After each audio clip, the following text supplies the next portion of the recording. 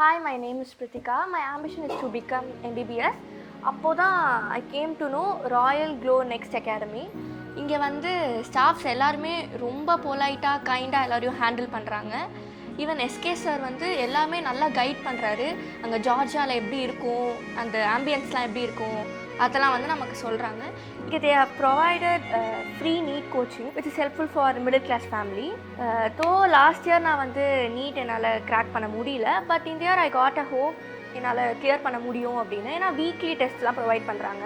Compared to India, ஜார்ஜியாவில் வந்து fees wise ரொம்பவே அஃபோர்டபுளாக இருக்குது.